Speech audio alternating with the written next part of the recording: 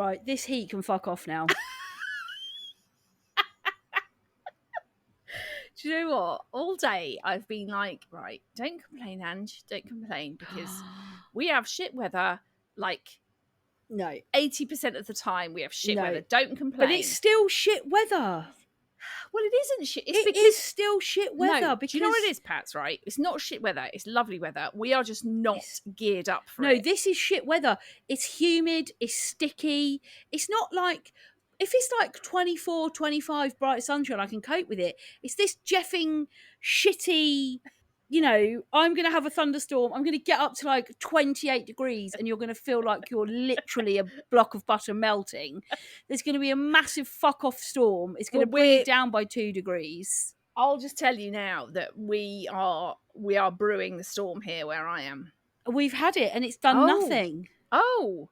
Yeah, I've still got my air conditioner on. Oh, well, you should be chuffing grateful you've got an air conditioner. What are you complaining about? Yeah. Yeah, I saw a thing on Very British Problems that really summed this up. The weather. Yeah. Yeah. Britain, one sunny day. Wow, lovely.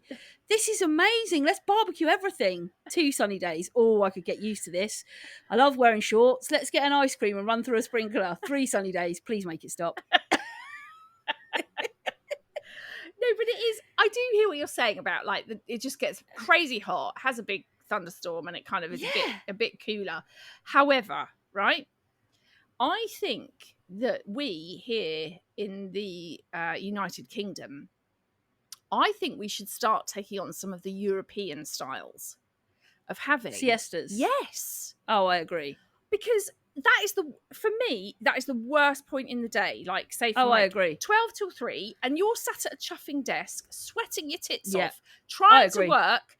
I think we should start saying, right, work day starts at 8 till 12. You have like a 2-3 hour siesta, and then you do, I don't know, 3 till 6 or 7 or something like that.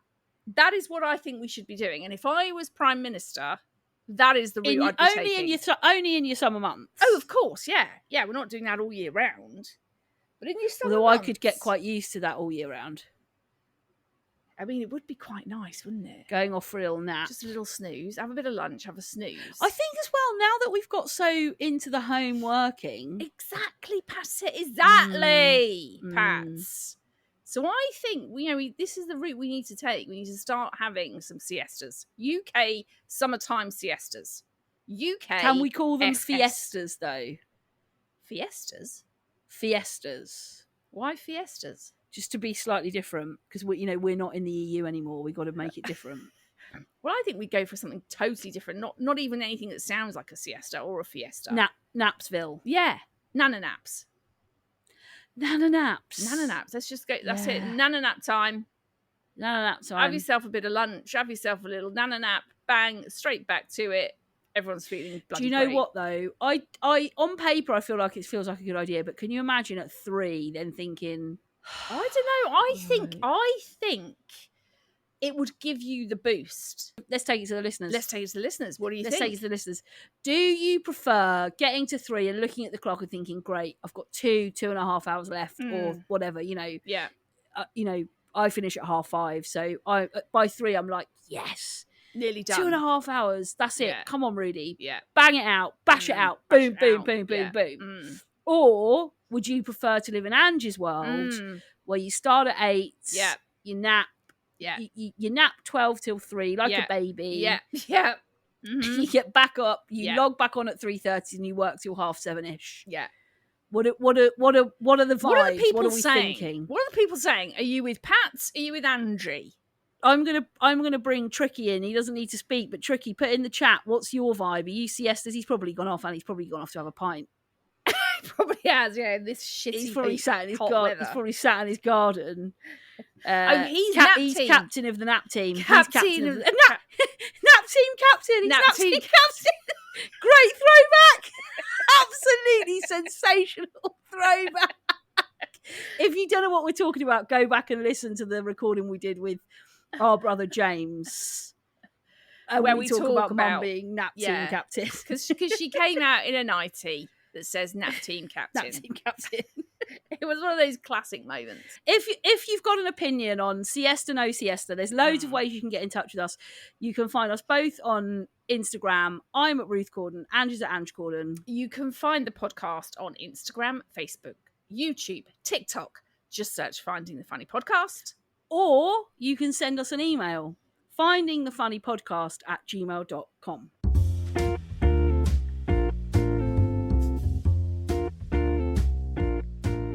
Right, now I've got a question for you, Pats. What are the 3 things that are most important to you except friends and family? So you can't be putting those in the mix. What are the 3 things that you would say are like your most important things? I would count my cats as part of my family. Yes, agreed. Yeah, pets. So their pets are being family based. Yes, what are the most important things to me? 3 things, ideally, if you can give me 3. Phone, obviously. Top one would probably be my phone. Number 1, phone. Bosh, agreed. Yeah. Yes. Number 2, my car. You're going very practical. Well, I don't really care what car it is. Look, I love cars. I'm into cars. You are big into the car world. It's a vibe for me. Yeah. But just I couldn't go back to buses and trains 24/7. I can do it every now and again. Yeah, buses. When was the last time you went on a bus? Oh, mate, I am a bus snob. I'm not getting on a bus for anyone. Somebody says we've got to go here, but you got to go on a coach. Fuck off, I'll meet you there. The other thing is as well, the reason I say my car is because I will drive to like a lot of places, like parties and stuff. Yeah. And I'll be like, I'll drive. Yeah. I don't mind not drinking. With the caveat that if it's shit and I want to go and you're not ready, you're gonna have to get a taxi back. Tough shit. Or you have to figure tough shit, or you're gonna have to get a taxi home. Yeah. Because I like I went to a wedding. I won't say when. Let's say a couple of years ago. And I was like, I'm driving, and if I get there and it's great, I'll leave my car there and I'll get a taxi back and go and get it the next day. Yeah. If I get there and it's shit, I've got to have the security blanket of getting in my car and going home. That is actually a very valid point, Pat. I can't be getting somewhere and being like, oh my God, this is so shit. And not have, because I'm not really drink through it. I know there's some people that are like, just drink through it. And I'm not really like that. I don't drink to get wasted. You're not a big drinker, really, Pats. I mean, you have your big sort of, your blowouts every now and again. Blowouts. Yeah, your big patty blowouts. I don't drink to get wasted, to get myself through a party or a night out or a... Yeah. So I am a driver, and I will just say I'll drive, and if it's shit, I'll leave. If it's good, I'll get wasted and get a cab home. Yeah. I've been able to drive since I was 21. That's 20 odd years. I couldn't go back. When you learnt to drive? And you failed my test 3 times. I can't believe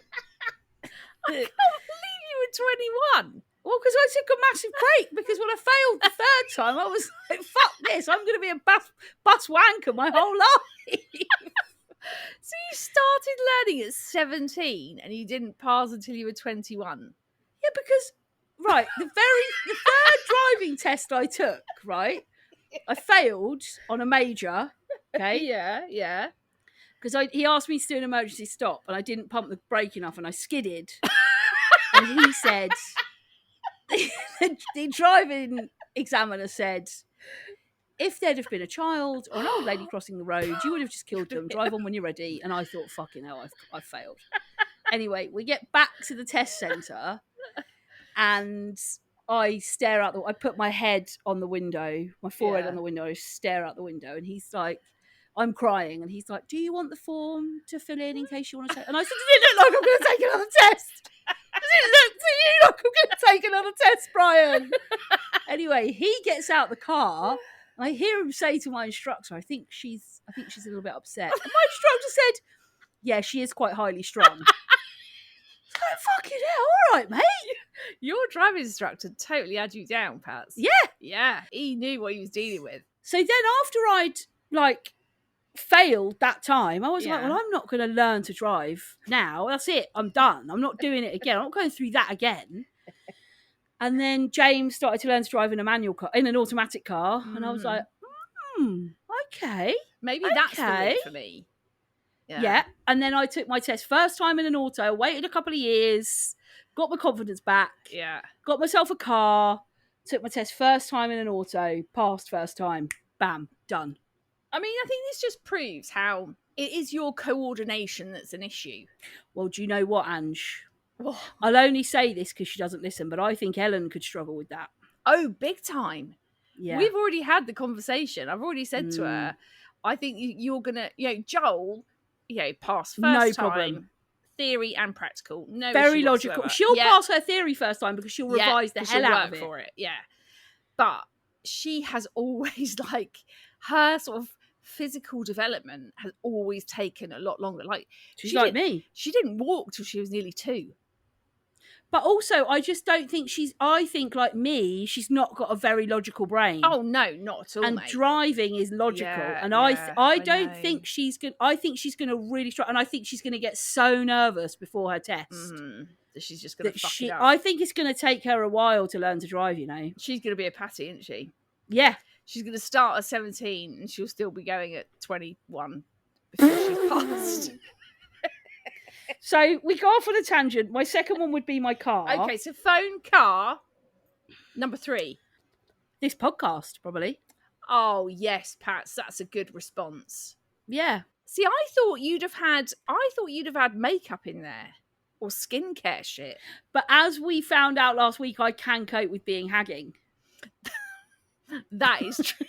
So, I can, if I'm going to the shit party, I'm happy to go hagging.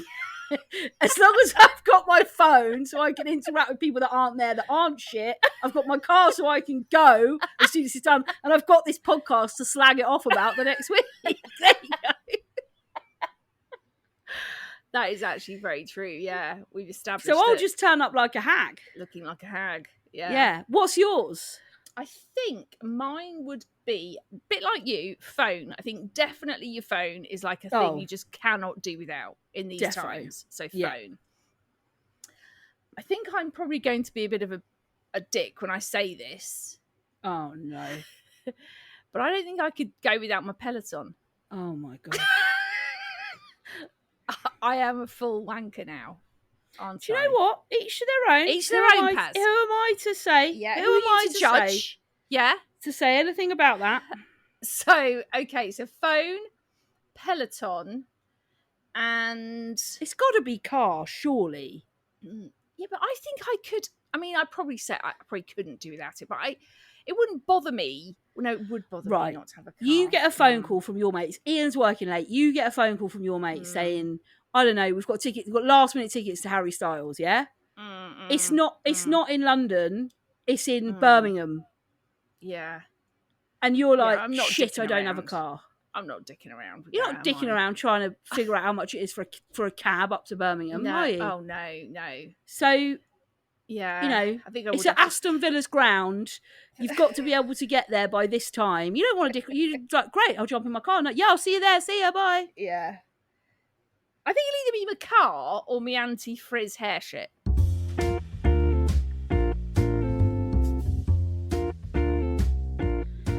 The other thing that we wanted to talk about, was we didn't get to do this last week because obviously we had Big Dick Rossi on. Big Dick Rossi, yeah, BDR. The other thing we wanted to talk about was just how amazing the messages that we got were after not the episode just gone, the episode before. Yeah. We don't earn the big bucks at this podcast, but what we do get is some really amazing engagement from you guys, and we get some really supportive messages. That episode where we talked quite a bit, and I did get a little bit totes emotion. Yeah. About how I was feeling, and you kind of have these points where you like do question, should we just stop it? Should we just call it a day? And I said it in just because that's exactly how I had been feeling, and had no expectation that people would respond to that or would kind of none at all. No. And the amount of people that just messaged us or sent an email and were just so kind with what they were saying, but predominantly going, don't you dare stop. You have helped me on so many occasions when I've been having a shit time or if I'm having a great time. You've helped to lift my mood. You've made me laugh. You've made me think about a lot of things that I might not necessarily give any thought to. And And it was so overwhelming to receive those messages. And we just wanted to kind of just say thank you for being kind. I'm just going to read a tiny little bit of this email from Samantha, because I just think we don't do this very often. I think it's just really nice she's just written it so well. So she says, "You were with me in my deepest sorrow, and then later, during what would be a miracle pregnancy during a pandemic. I listened to your podcast alone in the waiting room. My husband wasn't allowed to go in me because of COVID. You've been with me for the entirety of parenting my miracle boy, who'll be 2 in September. Ruth, I need you to know how in awe I am of you, your bravery, your vulnerability, your choice to find joy. I am so acquainted with the ache and longing in your arms and heart. I truly honour you in how I mother my son. The two of you were with me during my C-section recovery, postpartum, early motherhood. You've been with me through major changes at work and the ebbs and flows in romance and friendships.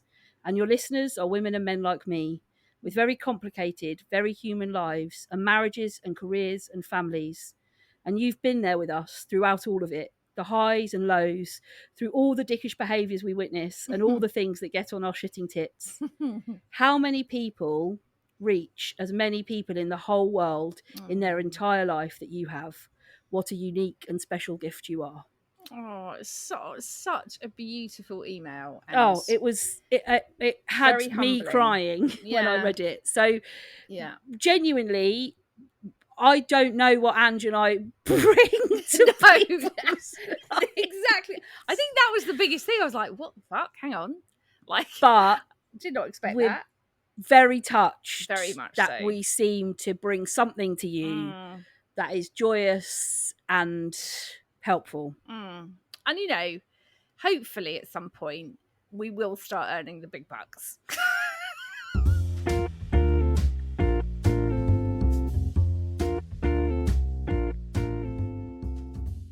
Okay, Ange, let me ask you a question. What has been getting on your shitting tits? The thing that has been getting on my shitting tits is everybody and their fucking dog going on a Virgin cruise. You're talking about influencers cruising, aren't you? I'm talking about the world of influencers who have been on a shitty Virgin cruise that I have seen every bloody person going on, slightly different places. This one's going there, that one's going there, but it's on Virgin. We're on a big boat. We're going to go to all these places. It is just getting ridiculous. Just to interject, I was laughing at that, but also Matthew just opened. I'm doing this in our bedroom. Yeah. Matthew just has obviously had a shower. I walked he in. half opened the bedroom door naked and then just went, made a funny face and mouthed, "Oh, you're doing the podcast," and brought his shoulders up to his ears and then went, "Sorry," and shut the door. Well, that's great timing, Marty, because he just added to the laughter. Great timing. Anyway, this has gone shitting nuts, hasn't it? Do you know what I find annoying? What? When influencers do good stuff in general that they get paid for. Like Rossi last week talking about Epsom races, he got paid to go to that. You are joking me. No, he had to put an ad on his stories, which means it was a paid event. That is ridiculous. Yeah. Yeah, it's really starting to piss me off. Because you want to go on a Virgin cruise. I caveat all of this with if you want to invite me on a Virgin cruise, I'm not going to not take it. But it's just... But you wouldn't want to Instagram the shit out of it, though. No, that's the thing. That's the problem. That's why they won't ask there, me, because they'll just be like, well, she won't do anything about it. No, I won't. No, you won't put hashtag influencer, hashtag ad. PR invite, hashtag fucking get off the fucking boat shit. It just... Every bloody person I see on Instagram is either on it, been on it, getting off it, about to go on it. Yeah. And it's just, you could even put in this bracket as well. So you can put the Virgin cruisers in that bracket. Yeah. And you can also put in there, because every Tom, Dick and fucking Harry is off to either Marbella or Dubai.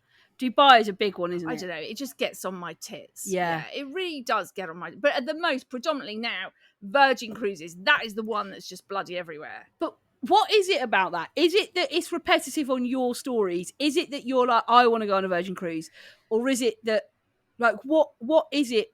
I think specifically. It's, obviously, like I said earlier, if Virgin comes to me and go, Angie, do you want to come on a? Do you want to go on a Mediterranean cruise for 8 days? I'll be like, yeah, sure, as long as I don't have to put loads of shit on my story. Well, you will, which then they would say, well, actually, no, you can't come. I don't follow that many people. Yeah. I'd say a couple of hundred. I'm quite low down on my numbers. Whereas I follow about 1,700. Yeah, exactly. Yeah, I'm not in that big realm. I'm quite small fry. So I think I have probably seen at least 10 people. Yeah, on these fucking Virgin Cruises. And so you're talking 5% of your followers. Yes. Of your people you follow. Of people I follow. And the thing is as well, right, even though they're different cruises going to different parts of Europe or whatever, it is all the same. And also, they do this thing where they have like a Virgin Red Night, right? It's obviously where they have to, so then it's like, I've seen this before. I've seen Trisha, John, George, Harry, Bob, Susie, all doing fucking Virgin Red Night. And now I've got you doing it as well. Shit. It's just beginning to, it's just on my tits now to the point that you get to the point sometimes, and I'm not a big colour, right? Even if people are getting on my tits for various reasons, I just think, oh, fuck it, I'll just keep them there. But I am by colour, you mean, you don't mean I'm not a big colour as in the colour, you mean you don't like culling people. Yeah, I don't very often. People. Yeah. I don't know, because I just think I just can't be asked with doing that. But sure. There are some people of recent weeks that I have honestly been at the point of. Well, you know what you can do if you don't want to unfollow them. You know what you can do, don't you? You can mute them. So you say this shit to me all the time, right? But then I have to find out how I do that. I'll talk you through it after this podcast.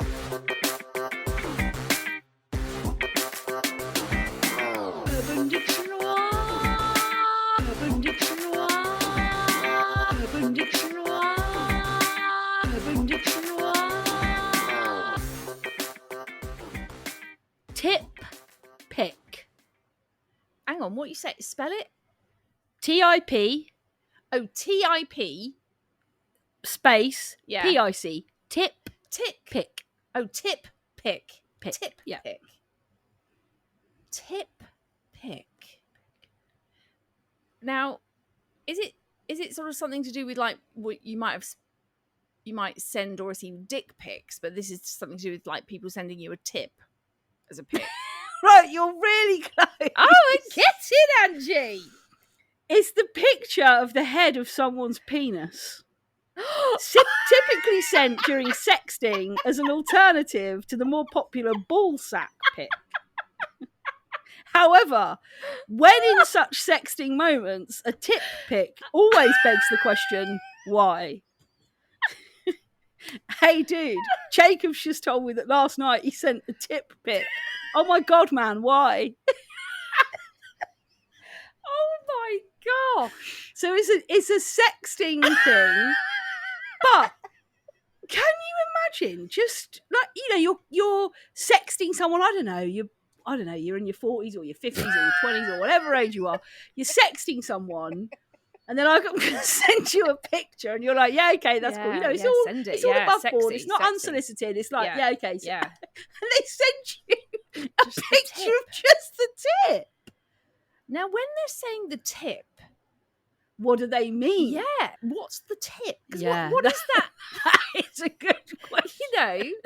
The tip for me would just be, your hole, the little hole. The hole at the end. The cum hole. No, I think the tip is the hole is...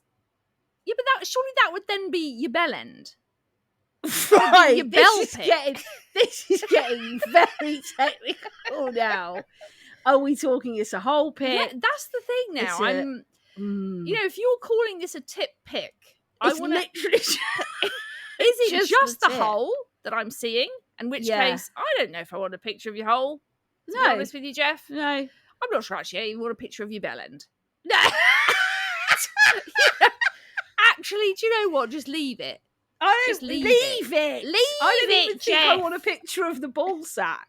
Oh, God, no. No. Two little wrinkly plums. Hairy, baggy. Well, not necessarily hairy. Well, a lot of them are People have got into manscaping. Yes, they have, haven't they, Patty? Yes. You know? Yes, big in the manscaping. Yeah. But I just when I read that, I was like, oh my God, you're sexting someone, you're really in the mood. They're like, oh, we're going to send a picture. If that's what you're into, you open it and it's literally the hole. Although, is there maybe something there about sort of it enticing you in? What? No. I'd be like, well, no, I wouldn't be interested in having a tip pick, a bell pick, or a full shaft pick. I'm not interested. You don't want a dick pic. I don't want any of them. You can just keep them to yourself. In picture form or in physical form, you're not interested. Or IRL. Leave your penis in your IRL. Yeah. But, you know, there's that like saying, isn't there? Like, less is more. So, like, you know, if you're going to sort of go out and you want to sort of dress up a bit fancy, you don't want to have your full tits out, but you want a bit of clavage. You know, it's a bit of a way of saying, hello, this is what's underneath, but you're not going to see that. Okay. So is the tip pick thing a bit about, you know, this is what the end of my penis looks like? Do you want to see more? I think the difference is that there's something quite sexy about a cleavage. Yeah, that's true. Yeah, there's nothing there sexy isn't about anything. It's like, oh, that's what you urinate out of. Yeah, great. I mean, we have spoken about penises being actually really quite unattractive. Oh yeah, we've talked about the male form being way less attractive than the female form for sure. Females, you know, the curvaceous parts, your breasts. Yeah. You know, your vagina is nice and neat, and you know, you might have a big bush, you might not have any bush. Wow, we're really going there. But today. Your penis is just it's just a thing. It just hangs, along with your hairy scrotum. Anyway, I found tip pick, and I thought it was very funny. That is. I think that's one of the best urbans we've had in a long time. Yeah, it was a good one. As soon as I saw it, I was like, that's the one. That is the one.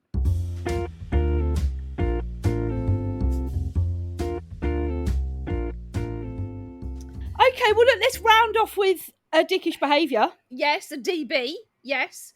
And this has been another one that has come in from our queen. Yeah. Laura Levin. She's back on form, back in the mix. Yeah. And Laura Levin sent in people who assign themselves the role of a DJ at a social gathering. Dickish. I do this.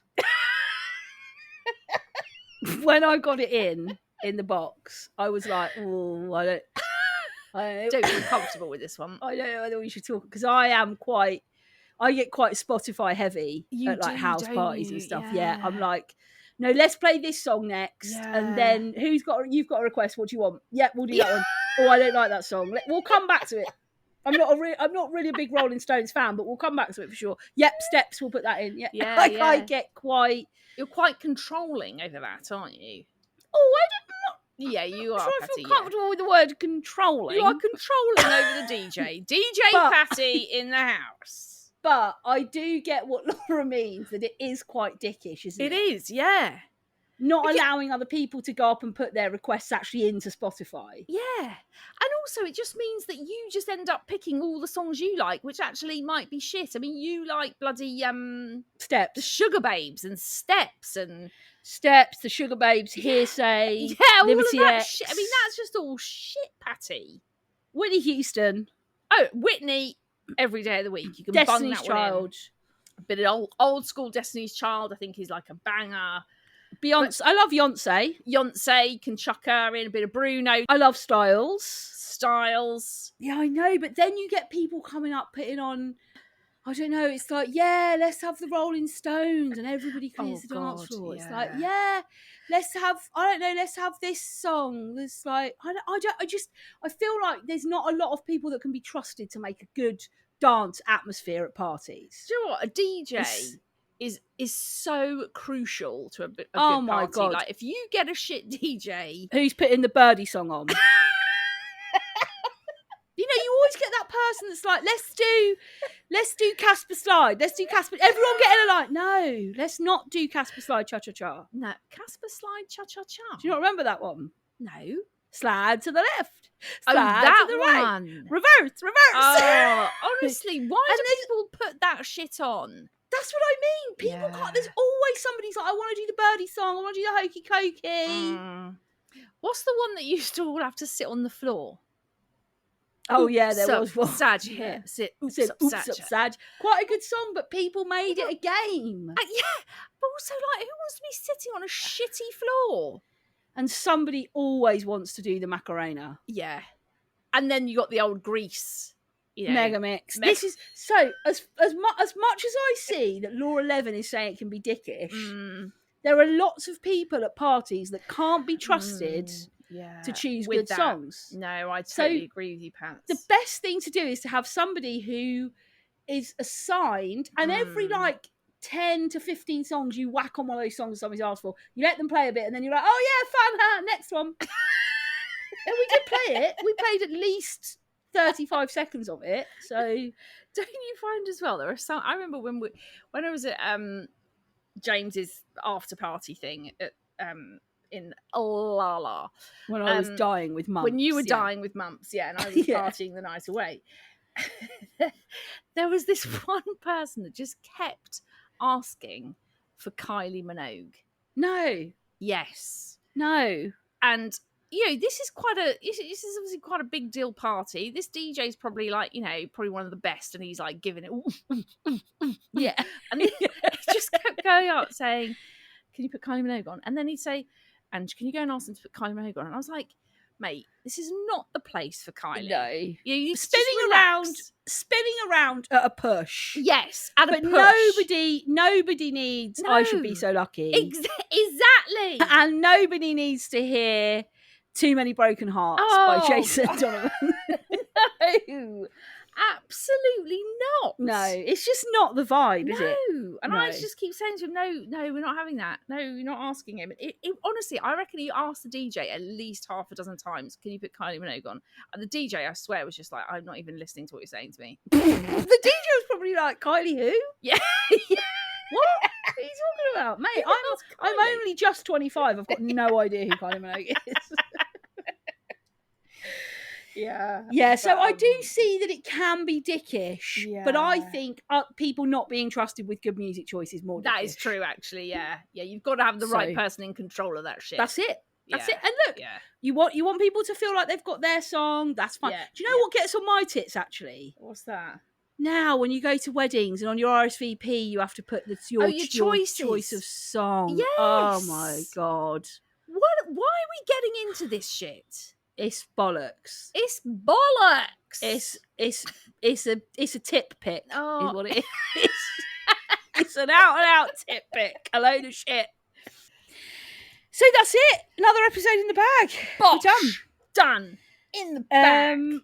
Thank you, as always, for listening. As we've said before, thank you for all your lovely, kind messages that you send us week in, week out. If you've got anything that you want us to talk about, or you want to bring, or you've got a shitty tits, or you've got a dickish behaviour, we absolutely love hearing from you. You can find Ange and I both on Instagram. I'm at Ruth Corden. She's at Ange Corden.